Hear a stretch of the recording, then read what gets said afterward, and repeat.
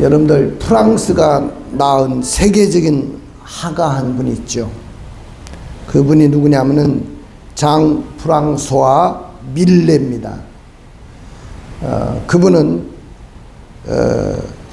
처음에 그림을 그리기 시작할 때, 그러니까 무명 시절에 굉장히 가난을 했어요. 뭐 지금도 예술하는 분들이 그렇게 넉넉하진 않지 않습니까? 굉장히 가난하게 살았습니다.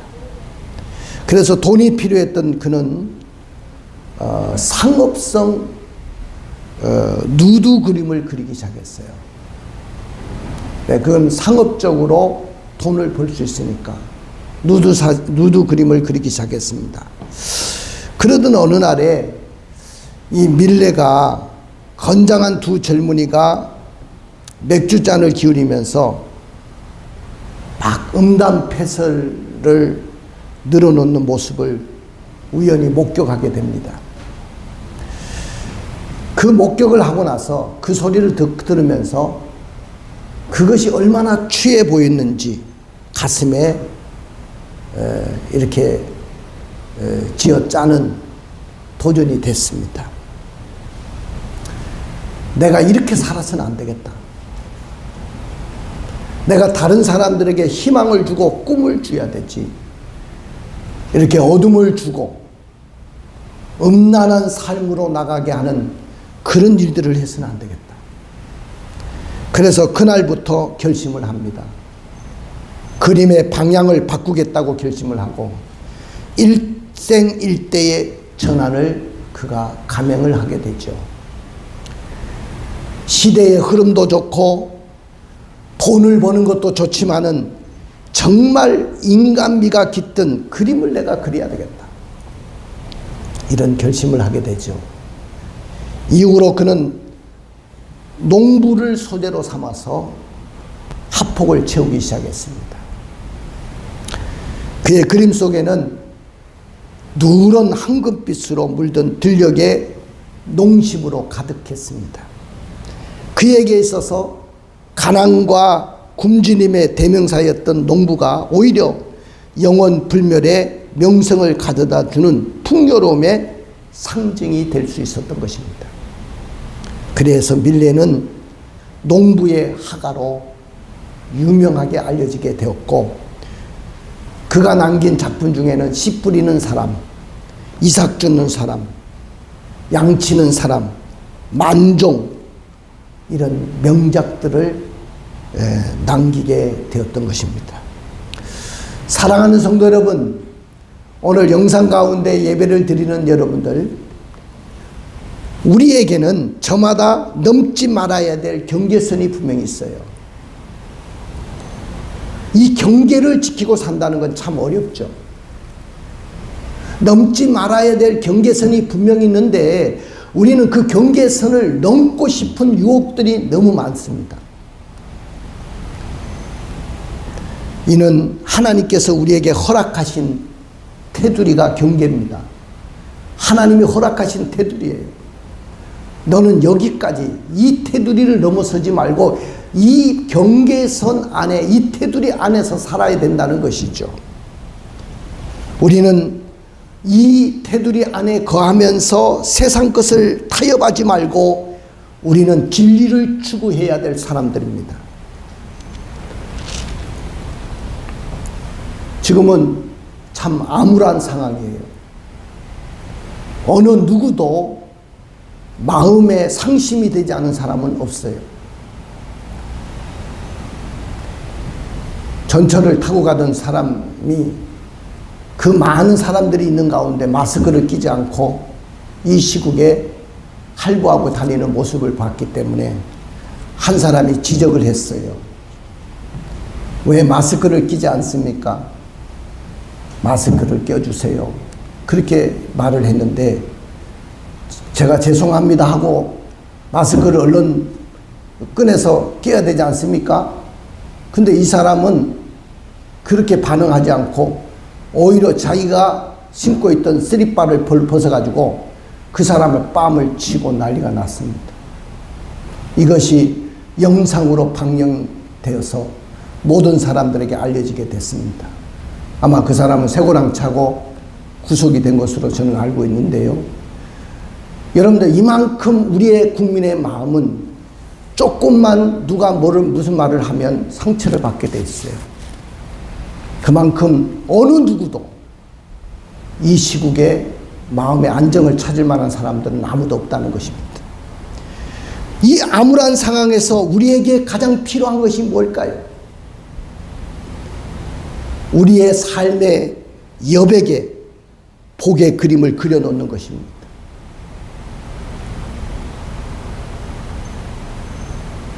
여러분들, 이 코로나 시대를 지내면서 지금 우리 국민들에게 이안을 주는 하는 프로그램이 있습니다. 그것이 뭐냐면 미스터 트롯이라는 프로그램입니다. 아마 믿는 사람이든 믿지 않는 사람들 대부분 우리 국민들이 환호하고 있어요. 자, 옛날에는 트롯이 없었습니까? 그런데 거기에 환호하는 이유가 있어요. 사람들의 마음을 만질 만한 것이 없다는 겁니다. 만져줄 수 있는 곳이 없다는 거예요. 근데 거기에서 제가 들려오는 한 노래를 들었는데 14살 먹은 정동원이라는 아이가 부른 여백이라는 노래가 있습니다. 그 여백이라는 노래 속에 참 그 가사 내용을 들으면서 많은 것을 느꼈습니다. 내 휴대폰에 배터리가 다 되면 충전할 줄 알면서도 그 가사 내용이 그렇습니다. 내 인생에는 충전할 줄을 몰랐다. 내 인생 속에는 여백이라는 것이 없었다는 거예요. 그런 노래를 불려지는데 세상의 유행가의 가사 내용이지만은 눈물이 찡 나왔습니다. 내 마음에 여백이 없었구나. 그리고 그 여백 위에 내가 그림을 그려놔야 되는데 내 인생의 그림을 얼마만큼 잘 그렸는가, 저는 또 그렇게 생각을 해봤습니다. 사랑하는 성도 여러분, 내 삶의 여백에 복의 그림을 그리는 것만큼 내가 그 복을 차지하게 될 것입니다. 사랑하는 성도 여러분, 이번 주에도 보니까 수도권 전역에 아직도 이 코로나가 창궐 하고 있습니다. 오늘 보니까 200명대로 떨어졌습니다만은 계속 300명대를 가리키고 있었죠. 이렇게 코로나 바이러스로 인해서 우리는 지금 비대면 예배를 드리고 있습니다. 여러분들이 영상으로 지금 예배를 드리고 있어요.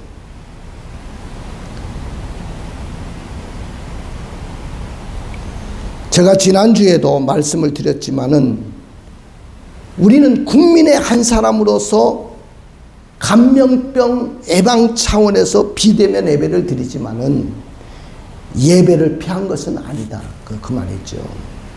여러분들, 그 자리가 예배의 자리입니다. 여러분들의 그 안방의 그 자리, 영상 앞에 서 있는 그 자리가 바로 예배의 자리인 줄로 믿습니다.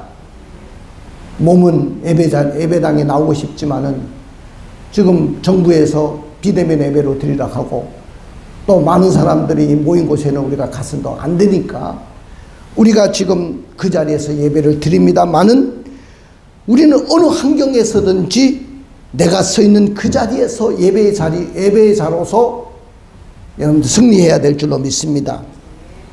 그래야 여러분들 포스트 코로나 시대를 여러분들이 앞으로 살아낼 수 있어요.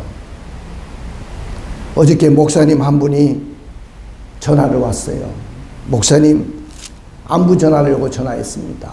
후배 목사님이신데 어떻게 이렇게 전화를 주셨습니까? 바쁘신 분이. 그랬더니 목사님 걱정이 돼서 전화를 드렸습니다. 이 코로나 시대를 어떻게 지내시는가요? 다 힘들고 어렵고 그렇습니다. 지금 큰 교회도 보니까 성도들이 3분의 1 이상이 줄었다고 합니다. 그들이 코로나 이후에 되돌아올 수 있는지 되돌아올 수 있을까? 목사님들이 다 걱정하고 있습니다. 여러분들, 이것이 바로 오늘 우리 한국교회 현 주소이기도 하고요. 또한 우리의 영적인 주소이기도 합니다. 비대면 예배라고 해서 예배가 아닌 것이 아니라는 거죠. 저는 여러분들이 예배 중심의 신앙을 잃어버릴까 봐 그것이 두려운 것이죠. 사랑하는 성도 여러분, 오늘 아침에 찬란한 태양이 온누리를 비치면서 떠올랐습니다. 이 태양은 무한한 가능성을 가지고 누구에게나 공평하게 비치고 있어요. 그러나 어떤 사람은 똑같은 태양 아래서 매일매일의 생활의 창조와 승리의 축복으로 채워놓는 반면에 어떤 사람은 그 삶의 여백 위에 슬픔과 패배와 절망으로 얼룩지게 그려놓는 사람도 있습니다. 어찌해서 이와 같은 이들이 똑같이 인생을 살아가고 똑같은 시대를 살아가는데, 지금도 코로나 시대를 똑같이 전 세계가 살아가고 있고 우리 대한민국 국민들이 똑같이 고통을 느끼면서 살아가는데 어찌해서 이와 같은 일들이 일어날 수 있을까요? 그것은 주어진 나의 인생길에서 나의 여백에 하나님이 허락하신 복의 그림을 그리지 못했기 때문에 그렇습니다. 복의 그림을 그린다는 것은 한 사람의 성격과 운명을 결정짓는 중요한 역할을 하게 되는 것입니다. 그러므로 우리는 이 세상을 살아가면서 내 삶의 여백에 하나님께서 나에게 허락하신 복의 그림을 그리는 것이 무엇보다도 중요하다고 생각하기를 원합니다. 왜냐하면 많은 사람들이 하나님께서 각자에게 복을 다 허락해 주셨어요. 각자, 우리 성도들 각자 누구에게나, 우리 안수 집사님들에게도, 우리 권사님들에게도, 우리 모든 집사님들, 우리 모든 성도들에게도, 또 여기 서 있는 이 목사에게도 하나님이 복을 허락하여 주셨어요. 그런데 그 복을 받기 위해서 비전도 품지 않고 내 삶의 여백에 하나님이 허락하신 복을 그리지 못함으로 성공자로 살아가기보다는 실패자의 인생길을 걷는 사람이 의외로 많다는 겁니다. 혹시 여러분들은 그런 분들이 아닙니까? 내 삶의 여백에 축복의 그림을 그리고 있습니까?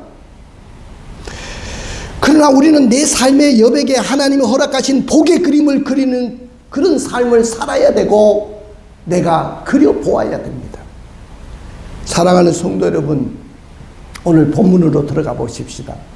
오늘 본문에 보면 하나님께서 이스라엘 백성들이 가나안 땅에 들어간 후에 정복해야 할 가나안 땅의 사방 경계를 말씀하셨어요. 하나님께서 이스라엘을 위해 마련하신 가나안 땅의 동쪽은 요단강을 경계로 하고 있습니다. 요단강 안쪽으로 바로 가나안 땅이 됩니다. 요단강 동쪽은 그건 가나안 땅이 아닙니다. 이미 그러나 저쪽에 요단 동편의 땅을 르벤 지파, 갓 지파, 므낫세 반 지파가 달라고 했기 때문에 그 땅을 분배해 줬지만은 그 땅은 하나님이 경계로 정한 땅은 아니었어요. 그 다음에 서쪽은 지중해 바다가 나옵니다. 대해라고 하죠. 성경에 보면 대해, 지중해가 경계가 됩니다. 또 북쪽은 호르산과 헐몬산, 지금도 만년설이 있는 헐몬산이 레바논 산맥이 경계를 이루고 있습니다. 그 다음에 남쪽으로 내려오면 네게브라고 해서 사막 광야가 나오죠. 거기가 경계선이 됩니다. 그리고 이것을 제비 뽑아 가지고 9지파 반에게, 그러니까 르벤 지파, 갓 지파, 므낫세 반 지파가 요단 동편 땅을 달라고 했기 때문에 그 땅을 차지했기 때문에 이제 9지파 반에게만 주면 되거든요. 그 9지파 반에게 제비를 뽑아서 그 땅을 분배해 주라고 했습니다. 가나안 땅을 이스라엘 자손들에게 기업으로 나눌 족장을 각 지파에서 한 명씩 12명을 택했어요. 자, 그래서 그들의 경계선을 기점으로 보니까 남북으로는 약 250km. 250km 정도 되니까 어느 정도냐면은 여기서 한 영동, 대전 조금 밑에 영동 정도 거리가 됩니다. 그러니까 뭐 큰 땅이 아니죠. 여기서 영동이 얼마나 뭡니까? 그 다음에 동서로는 약 100km 정도밖에 안 됩니다. 이게 하나님이 정하신 가나안 땅의 경계였어요. 그러니까 이스라엘 나라는 그렇게 큰 땅이 아니에요. 큰 나라가 아닙니다. 우리 강원도보다도 작아요. 그러니까 그렇지만은 그 땅에 정말로 제가 가보면서 가는 장소마다 저는 눈물로 흘리면서 거기에 성경을 내가 너무 많이 보고 연구를 했기 때문에 그냥 사진만 찍고 오는 게 아니에요. 저는 완전히 성경 속에 들어가서 그 장소를 보면서 눈물 지으면서 공부를 한 적이 있습니다. 사랑하는 성도 여러분, 이 가나안 땅의 면적이 그렇게 넓지가 않은데 당장에는 아브라함에게 약속한 영토에 비해서 훨씬 못 미치는 좁은 땅입니다. 원래 아브라함에게 약속한 땅은 어디냐면은 저 유프라데에서 어디냐면은 애굽 시내 나일강까지, 그것이 바로 이스라엘의 영토입니다. 아브라함에게 약속하신. 자, 우리 방송반 김민지 집사님 계세요? 이스라엘 국기 한번 찾아가지고 한번 띄워주세요. 이스라엘 국기. 이스라엘 국기를 한번 찾아보십시오. 유튜브에 찾으면 나올 거예요.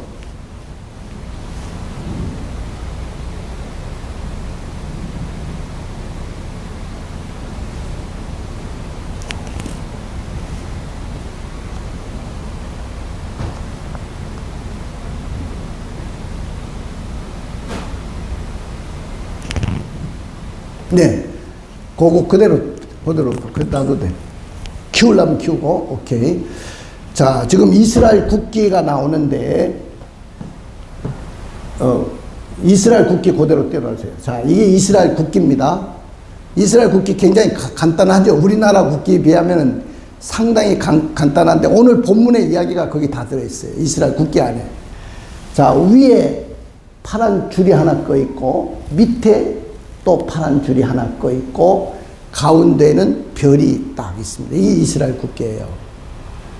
이게 뭐냐면은 하나님이 아브라함에게 약속한 말씀이 여기 다 들어있어요. 그들은 자기들의 조상인 아브라함에게 언약한 그 약속을 붙들고 있는 거예요. 그래서 이 위에 파란 줄은 뭐냐면은 유프라데 강입니다. 유프라데 강. 따라해봅시다. 유프라데 강. 예, 유프라데 강을 이야기하고, 밑에 파란 줄은 애굽의 나일강을 이야기합니다. 나일강. 자, 그러면 중간에 있는 별은 뭐냐? 다윗을 상징합니다. 다윗. 이스라엘에서 가장 우리나라 세종대왕만큼 존경받는 왕이 누구냐면은 다윗 왕이죠. 데이비드. 데이비드 왕을 굉장히 존경하지 않습니까? 그 데이비드 왕을 상징하는 거예요. 그 왕권. 그래서 다윗의 왕권을 가지고 있을 때, 다윗이 왕으로 있을 때 가장 큰 영토를 차지하고 있었던 거예요. 그래서 다윗의 왕권을 가지고 우리의 영토를 저 유프라데가 어디냐면은 지금 이라크 있는 땅의 강입니다. 메소포타미아 문명이 발생한 곳이고, 밑에 나일강은 이집트 문명이 발생한 곳입니다. 그러니까 자신들의 영토는 유프라데와 애굽 나일강까지다. 그리고 다윗의 그 왕권을 회복하는 날에는 우리는 반드시 그 땅을 회복할 수 있다. 다윗의 왕권을 회복하는 원분이 누구라고 생각합니까? 그들은 예수 그리스도를 이야기하지요. 다윗의 혈통으로. 자, 지어주세요. 자, 그러면 사랑하는 성도 여러분, 하나님은 왜 이스라엘이 요단을 건너서 얻게 될 가나안 땅의 경계를 이렇게 정해 주셨을까요? 우리가 세상을 살다 본다면 참으로 이해되지 않는 불공정한 일들이 얼마나 많은지 몰라요. 여러분들 공정하게 경쟁하고 공정하게 이렇게 살아서 내가 그것을 얻는다고 한다면 얼마나 좋겠어요. 근데 이 세상은 불공정한 것들이 너무 많아요.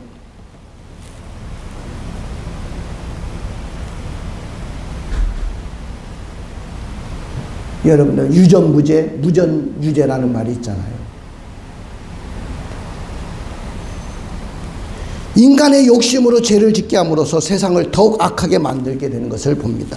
그럼에도 불구하고 이런 불공정한 사회 속에서 나는 어떻게 살아가야 될까요? 자, 그래서 오늘 본문의 제목을 이렇게 잡았어요. 삶의 여백에 그림을 그려라. 따라해 봅시다. 삶의 여백에 그림을 그려라. 그러나 우리는요, 삶의 여백에 그림을 그리지 않습니다. 내 삶의 여백에 그림을 그리지 않고 살아갑니다. 왜 삶의 여백에 그림을 그리지 않습니까? 오늘 이스라엘도 마찬가지예요. 그림을 그린다는 것은 비전을 품는다는 거예요. 내가 받을 복에 대한 비전을 품는다는 거예요. 꿈을 갖는다는 거예요. 근데 이스라엘조차도 삶의 여백에 복의 그림을 그리지 못합니다. 왜냐? 아직도 미정복의 땅이었기 때문에. 이들이 이 말씀을 받을 때는 아직도 그 땅은 정복된 땅이 아니고 자신들의 소유가 아니었기 때문입니다. 자, 우리 한번 읽어줄까요? 34장 1절부터 5절까지 읽어주세요. 여호와께서 모세에게 말씀하여 이르시되 너는 이스라엘 자손에게 명령하여 그들에게 이르라. 너희가 가나안 땅에 들어가는 때에 그 땅은 너희의 기업이 되리니 곧 가나안 사막 지경이라. 너희 남쪽은 에돔 곁에 접근한 신광야니 너희 남쪽 경계는 동쪽으로 여해 끝에서 시작하여 돌아서 아그라핌 언덕 남쪽에 이르고 신을 지나 가데스바네아 남쪽에 이르고 또 하살 아다를 지나 아스몬에 이르고 아스몬에서 돌아서 애굽 시내를 지나 바다까지 이르느니라. 할렐루야. 믿으십니까? 자, 하나님이 이렇게 가나안 땅의 기업을 경계로 정하시고 그 땅을 주시겠다고 약속하셨지만은 그 땅은 아직 정복의 땅이 아니에요. 미정복의 땅입니다. 여러분들도 마찬가지예요. 여러분들 이 세상에 살아가는데 하나님이 여러분들에게 축복의 땅을 경계로 주셨지만은 아직도 내가 그것을 소유한 것이 아니잖아요. 그러다 보니까 내 삶의 여백에 그림을 그리지 않고 살아가는 거예요.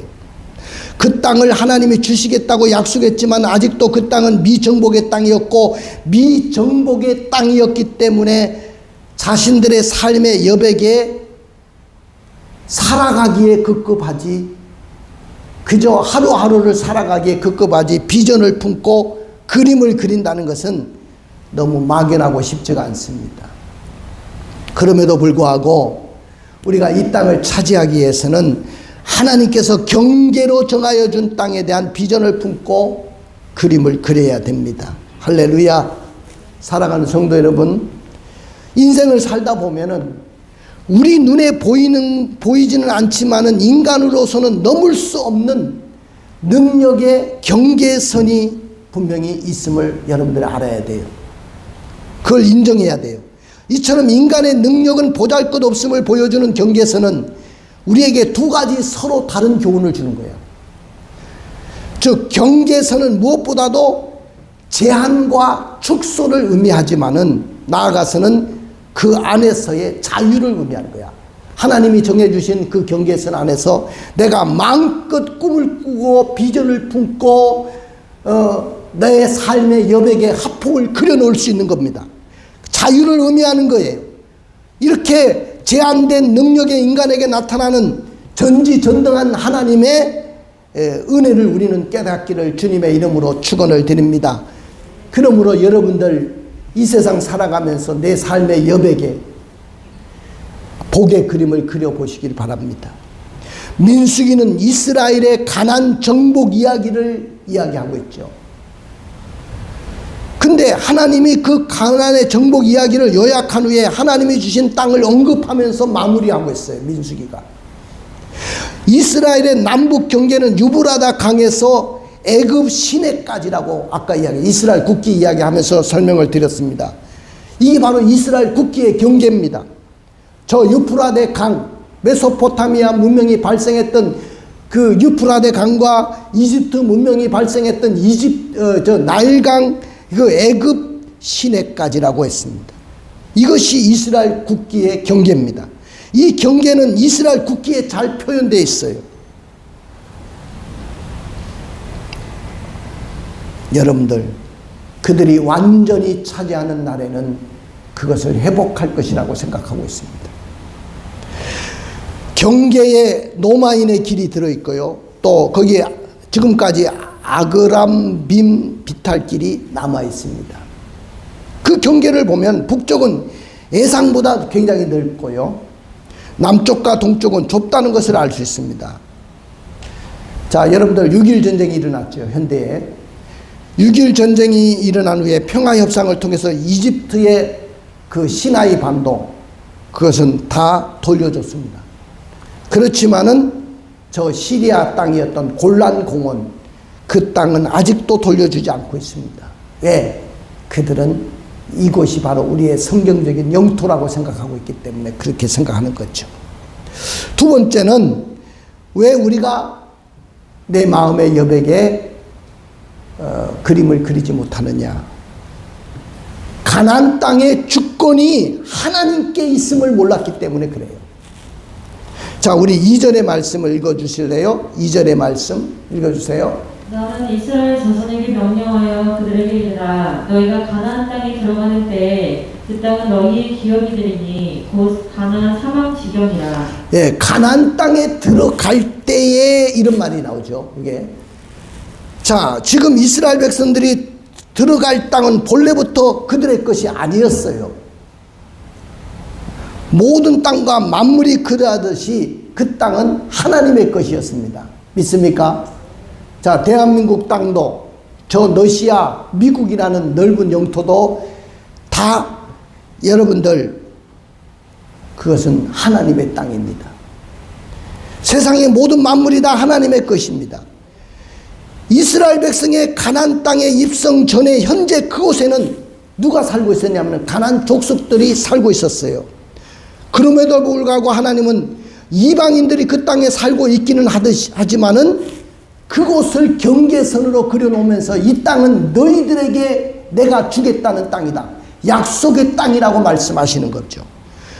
그러니까 그 땅은 이스라엘의 노력으로 쟁취된 것이 아니에요. 노력으로 주어진 건 아닙니다. 오로지 하나님의 주권적인 역사로 반드시 주어지는 하나님의 선물임을 우리에게 알리고자 하신 거죠. 이 세상의 어느 곳의 땅이라도 인간의 것은 아무것도 없어요.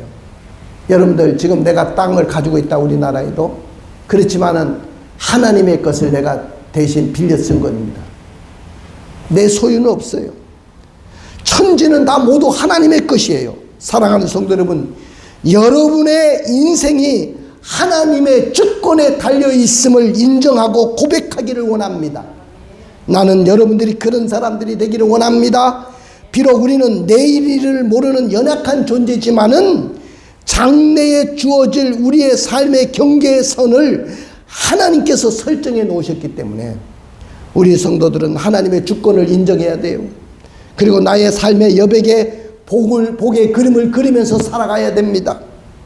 삶의 여백이 남지 않도록 정말 멋있게 그려보시기를 바랍니다. 할렐루야.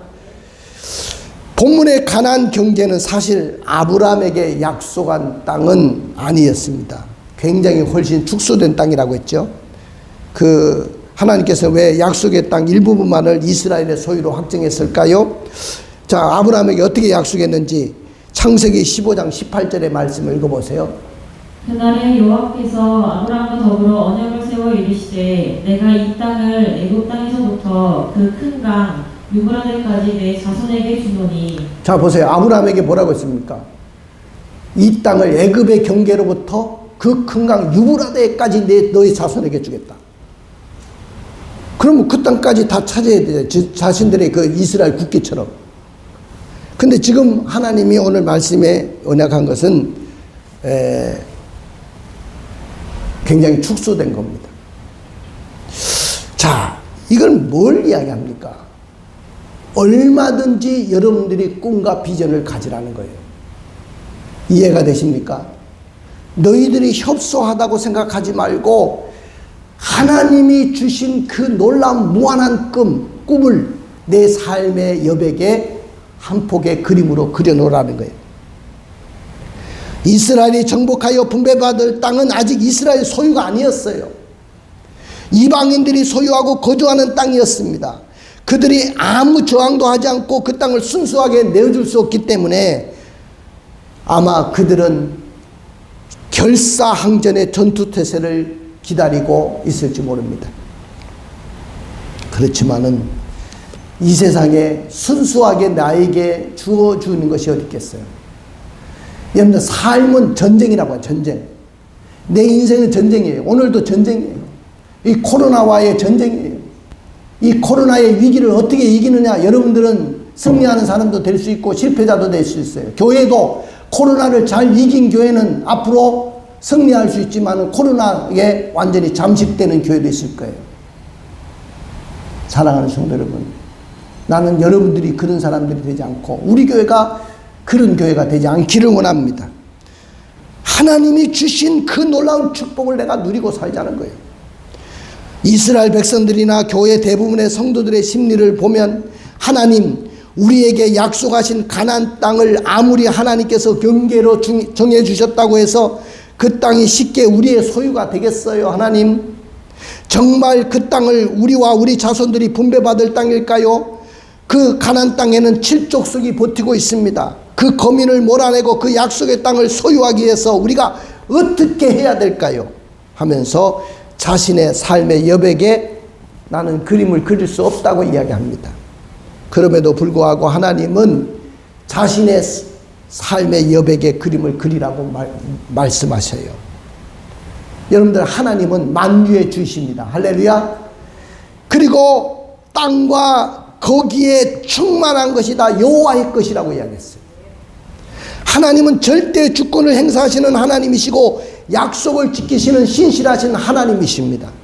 그 하나님 우리 삶의 여백에 보고의 그림을 그리어 보기를 원하셔요. 하나님 어떻게 우리의 삶의 여백의 그림을 어떻게 그리라고 하시냐면은 첫째는 하나님의 영광을 위해서 살으라고 이야기하십니다. 자, 우리 13절부터 15절을 읽어보세요. 모세가 이스라엘 자손에게 명령하이르되 이는 너희가 제비 뽑아 받을 땅이라 여호와께서 이것을 아홉 지파 반쪽에게 주라고 명령하셨나니 이는 르우벤 자손의 지파와 갓 자손의 지파가 함께 그들의 조상의 가문에 따라 그들의 기업을 받을 것이며 므낫세 반쪽도 기업을 받았음이니라. 이 두 지파와 그 반지파는 여리고 맞은편 요단 건너편 곧 해도는 쪽에서 그들의 기업을 받으리라. 이 말씀이 무슨 말이냐면은 하나님께서 이스라엘 백성들이 살아가야 될 땅으로 정해주신 가나안 땅은 사방이 보시면 알지만은 가보시면 강으로 돼 있고 바다로 돼 있고 산맥으로 돼 있고 광야로 막혀 있어요. 그러니까 얼마나 안전한 땅인지 몰라요. 가보시면. 그러니까 이방인과 우상 숭배의 영향을 덜 받을 수 있는 곳입니다. 안전한 곳입니다. 이런 안전한 곳을 경계로 정해 주신 거예요. 만일 이스라엘 백성들이 이 경계선 안에 있는 가나안족을 다 물리치고 그 땅을 이스라엘의 거주지로 삼았다면 이스라엘의 역사는 완전히 달라졌을 거예요. 그러나 요단 동편에 지난 주간에 이야기했지만은 미래보다 현실을 택한 세 지파가 있죠. 르우벤 지파, 갓 지파, 므낫세 반 지파. 이 사람들이 요단 동편의 땅이 자신들의 가축을 키우기가 좋고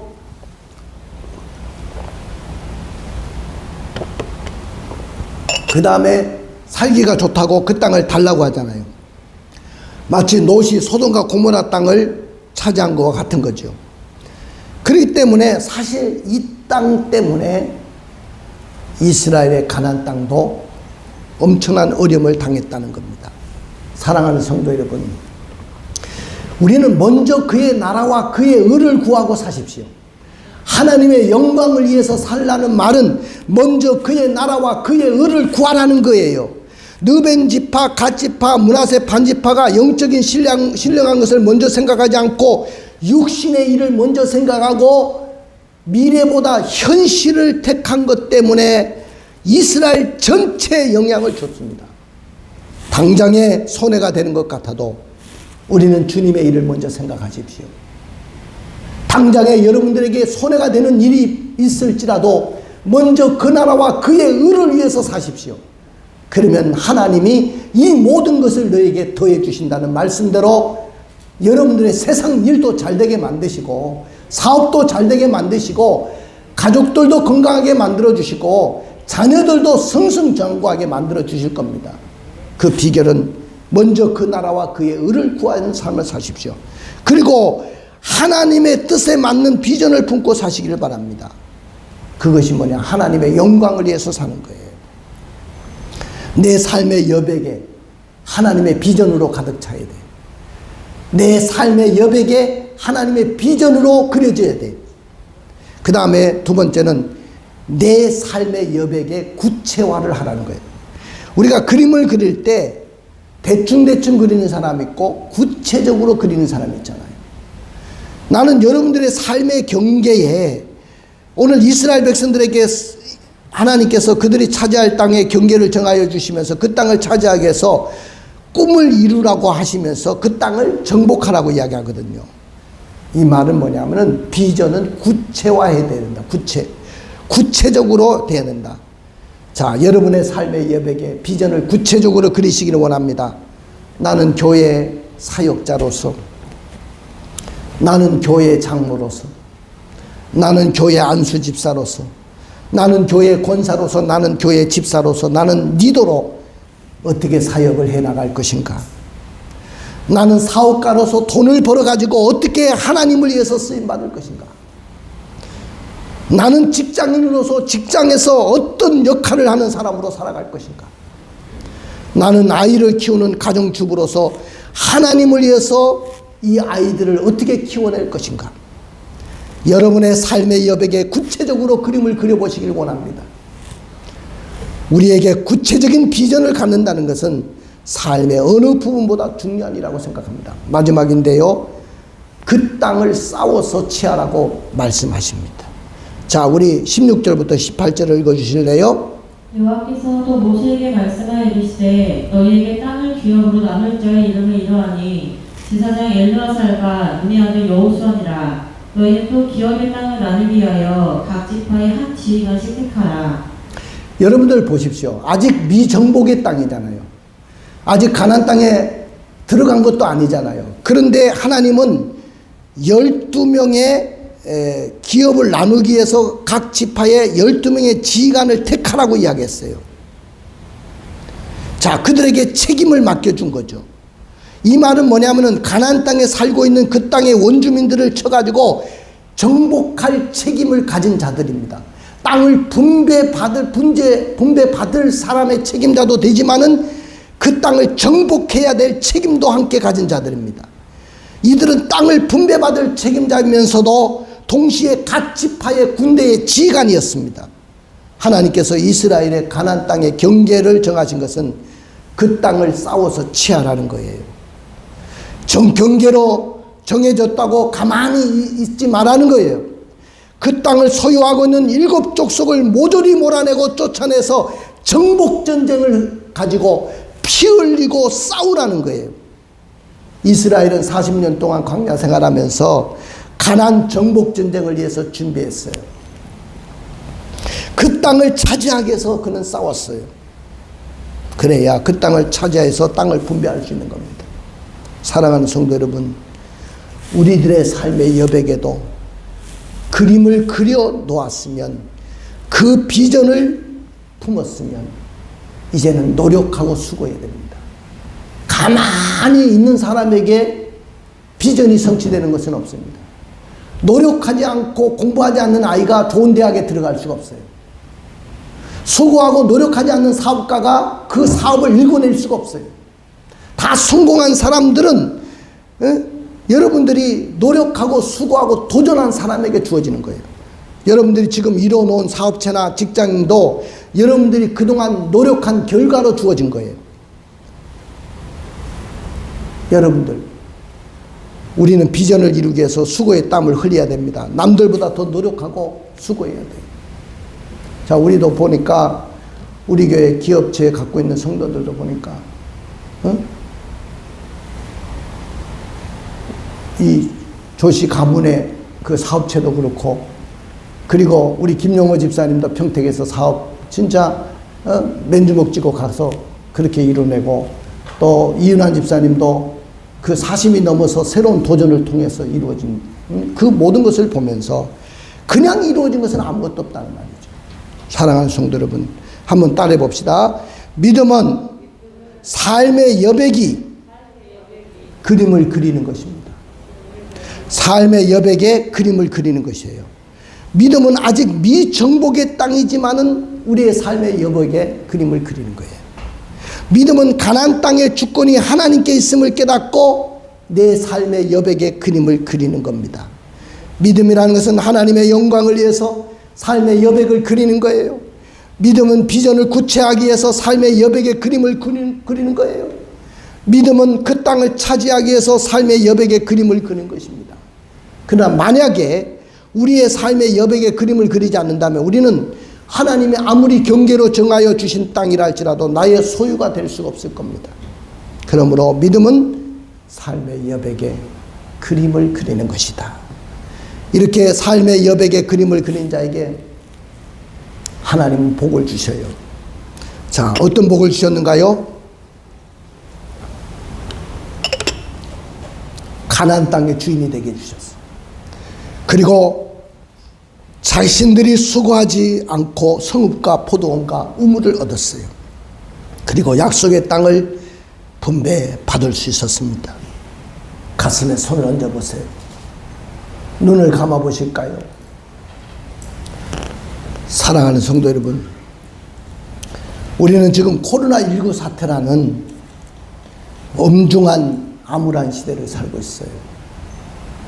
어느 누구도 여기에 자유로울 수가 없어요. 지금 보니까 코로나는 어느 누구도 피해 가지 않습니다. 그래서 우리가 더 불안한 거죠. 나는 아니라고 하지만은 더 불안한 것이 있습니다. 그러나 이런 사태 속에서도 말씀을 듣고 오늘 깨달은 여러분들의 삶의 여백에 그림을 그려보시기를 원합니다. 한 폭의 그림을 그려보세요. 그리고 결단하십시다. 먼저 주께서 기뻐하시는 일이 무엇인지를 생각해 보시기 원합니다. 그리고 우리를 위해서 준비하신 이 세상의 가나안 땅에서 하나님과 동행할 수 있기를 원합니다. 그리고 궁극적으로 영원한 땅 하늘나라를 준비하시고 우리를 기다리시는 하나님을 바라보며 살아내기를 원합니다. 자, 우리